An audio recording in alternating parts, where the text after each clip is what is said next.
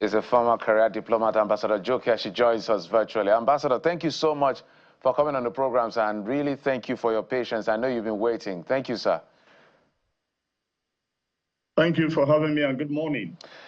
Ambassador, there are so many layers of questions I want to put across, but let me start with the one that stopped most of my mind before I come to the present. I think it's over 2 years now. We've not had envoys in about over 100 missions of ours since they were recalled just shortly after the president assumed office. Is there a rationale behind such decision that is admissible from your experience as a diplomat? No, I'm not too sure. We've never had this kind of situation, not even during the period of the Civil War, which I think history tells us that Nigerian diplomatic structure was expanded, you know, and even post the Civil War too, in order to enable Nigeria, you know, meet up its own international obligations and to project the country's image as a leader from the African continent. So the situation we find ourselves today is confusing. It's, in my view, inexplainable. I hear often that it's as a result of lack of resources. But the irony of it is that, let me just say this before I talk about the irony of it. Foreign policy is very expensive, very, very expensive. And so the ministry itself, at any given time, there's a problem with the exchange rate. The ministry, I think, is the main victim in terms of government financing, for government trying to find funding to support the activities of the Ministry of Foreign Affairs. But what has happened in the past? What has happened in the past that when we get to this kind of situation where, you know, either as a result of currency fluctuation or changes in currency rate and the rest of it, successive governments in Nigeria have always come to the aid of the foreign ministry and its agent and its missions, because they realize, because they prioritize, they paid attention to foreign policy, and they do recognize that the country needs a very strong and assertive foreign policy.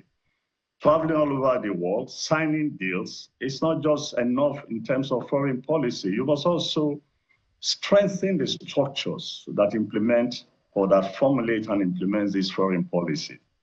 So it's confusing to everybody. And the second point I want to make, again, in terms of shortages of resources, look, we all live in this country. I live in this country. I say in this country. Every now and then, I hear huge sums of money being given to states, you know. And yeah, I'm not condemning that these monies are being given to states and so on. But when you see that in one breath, so much money is being given to states, and one critical agency of government is not being funded, and you are told there is no money, you begin to wonder. I mean, you begin to question the contradiction. Last night, I think, again, I heard, or was it this morning, I was hearing that, oh, the federal government has met its revenue obligations or revenue collection or whatever. And I said, so if that is the case, it means that there must be money somewhere. So why is the foreign ministry in this type of unfortunate situation? So it's very, very confusing, and nobody can give any adequate explanation except the government itself. In terms of optics, Ambassador, what do you think this is doing to us in terms of optics? What is the impression we are sending, or the image we are putting out there as a country? Because I know this government is saying it's doing its best to make sure it repositions Nigeria's image and all of that. But this in itself, does it affect it in any way? Of course. You know, I read a statement. Look, let me just give you an example. You're talking of in terms of optics. Our mission in South Africa has had its light cut off from the mission for 2 years. Anybody can cross-check that. If the diplomats who are on the ground wants to tell the truth, if they are not scared of telling the truth. Lights have been cut off for 2 years in our mission. I visited there, I think in June, July, I was thereabout. I visited the mission. So I'll say this for sure. So every night in a very rich neighborhood, all lights are on in every houses on that avenue, except the Nigerian mission in total darkness. So how do you want the people at that area to think of Nigeria itself? Not to talk of, other countries where staffs are resigning, local staffs are resigning because of inconsistency in the payment of their allowances and so on. So in terms of optics, it's really a bad situation when you come to think about it. So, in fact, now that you've mentioned that, I think we also hear the Nigerian house in New York, quite priced property, is also in a very deplorable situation. But if we talk about, on one hand, the deplorable state of some of the infrastructure, when the issue of the welfare of we understand, if my records are correct, I think since September last year till today, some staff of the Embassy or Missions, I don't think it's across board, according to the Ministry of Foreign Affairs, have not been paid their salaries. And the president yesterday was saying that, literally, excitedly, boastfully saying, look, we've met our target. How do you reconcile this, that we're making so much money, as said by the leadership of the country, and from what we've seen being shared as fact, and on one hand, salaries are being owed? What do you make of it? Well, again, that's what I said about that. There's a contradiction that is so difficult to explain. But look, if it's positive news, I think yesterday or 2 days ago, the federal government set up a committee to look into this. Probably some would say too late, too little, but no. I think it's a positive development that eventually some decisions have been made to resolve the issue. The only thing I would say is that I sincerely hope that the committee that was set up to look into the problem of funding for the ministry would act with some military precision and ensure that the issue is resolved. I'm very sure that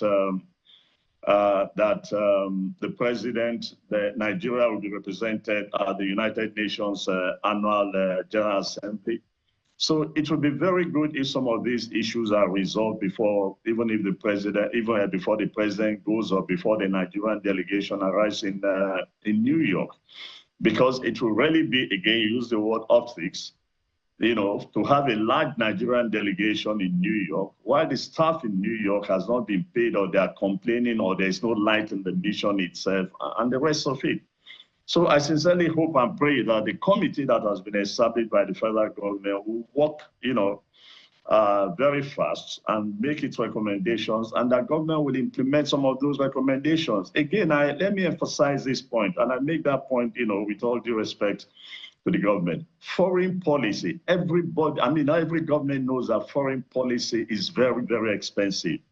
But the interesting part of what's going on in this country is that compared to our African competitors, we are probably the lowest funded. The Ministry of Foreign Affairs is probably the lowest funded when you make a comparison with, some of our competitors. So we need to prioritize foreign policy. Foreign policy contributes to national development.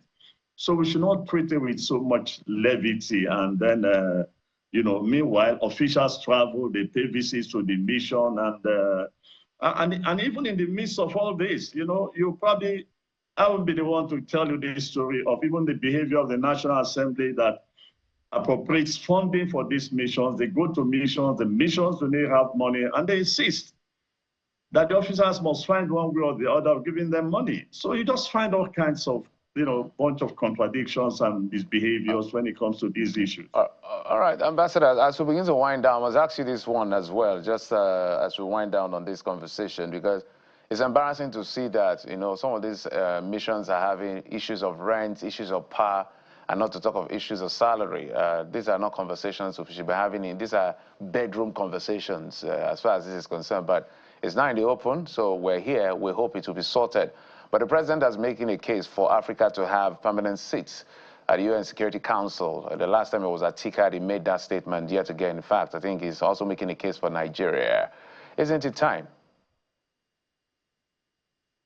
Well, look, it's not a new case. We've always made this case. The issue has been on the table for years. The United Nations itself is not prepared for any changes.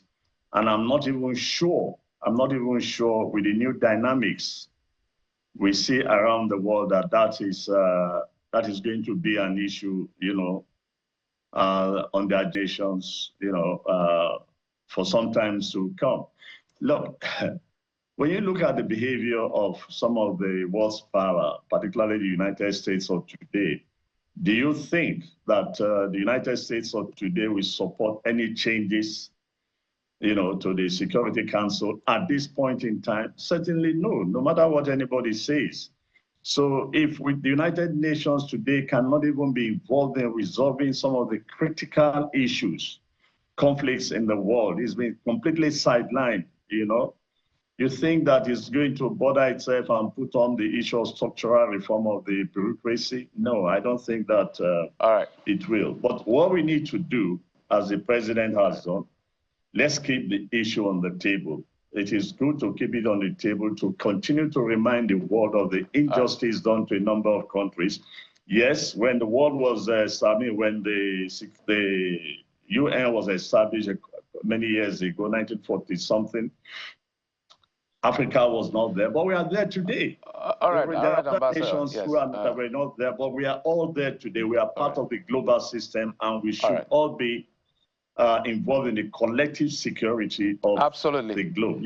Yes, absolutely. Ambassador, I must thank you first for your patience and for always bringing your insights when it comes to diplomacy and international relations because of your experience. Ambassador Joe Kiashi, her career ambassador, thank you, sir, for coming on the program. I appreciate it, sir. Thank you.